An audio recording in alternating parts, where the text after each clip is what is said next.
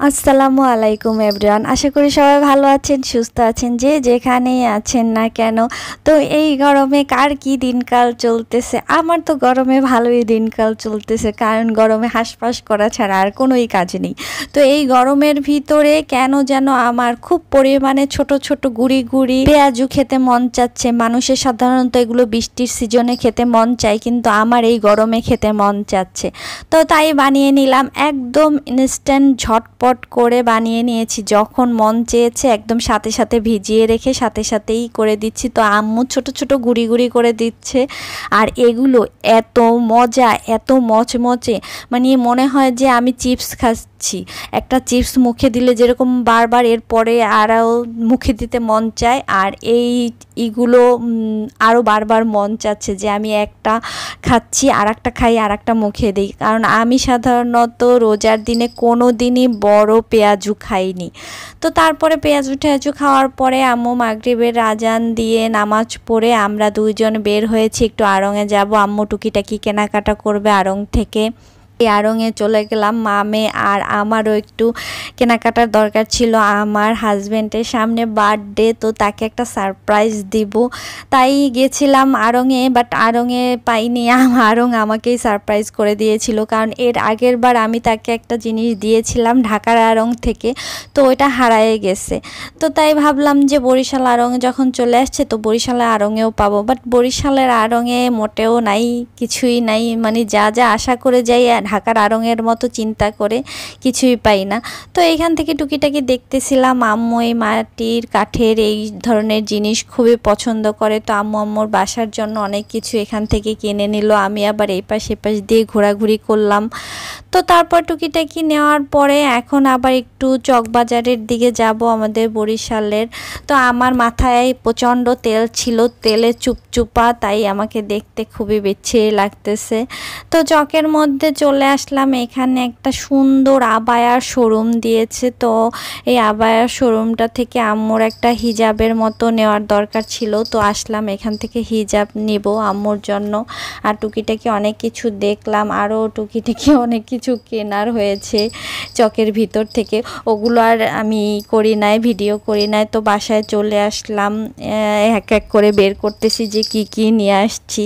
আর এই যে পাশে বসে আমার টুনটুন টুনটুন শব্দ পাচ্ছেন, মোগলাই পরোটা এনেছিলাম, সেটা খেয়েছি। আর এই হলো গিয়ে আমার হাজব্যান্ডের গিফট। তারপরের দিন আবার দুই হাজব্যান্ড ওয়াইফ চলে আসলাম দুপুরবেলা চা খেতে। দুপুরবেলা ঠিক না, আই থিঙ্ক 5টার দিকে খুব অস্থির লাগতেছিল আমার বাসায় বসে, কেমন যেন লাগতেছিল। তো আমি বলতেছি যে আমার খুব খারাপ লাগতেছে, বলতেছে চলো তাইলে তোমাকে একটু আধা ঘন্টা ঘুরায় নিয়ে আসি। তো এইখানে চলে আসলাম।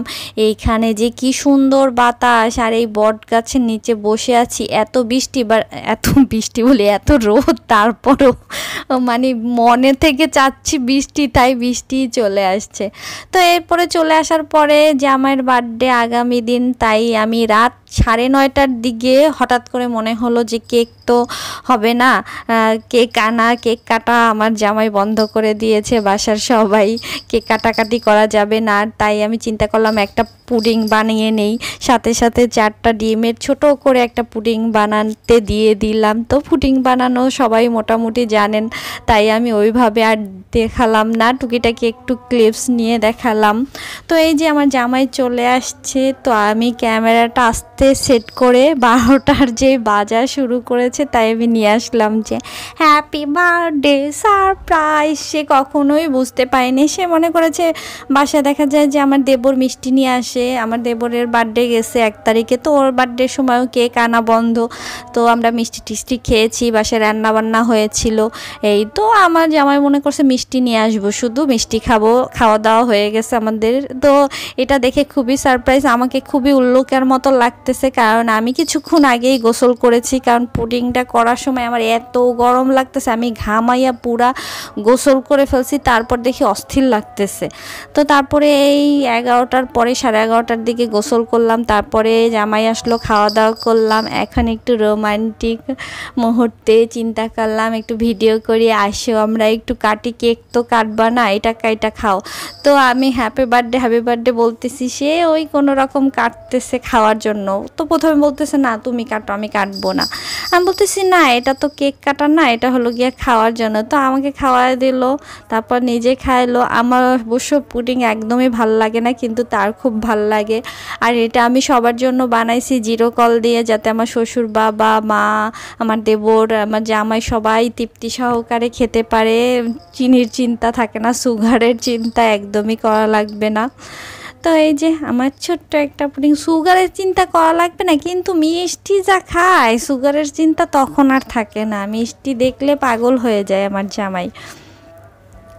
তো এই যে আমাদের সারপ্রাইজ শেষ। আমার পুডিংটা মাশাআল্লাহ অনেক সুন্দর হয়েছে। তারপরের দিন আমার শাশুড়ি মা বিরিয়ানি রান্না করেছে, এই বিরিয়ানিটা অসম্ভব মজা হয়েছে, আমরা খেয়েছি।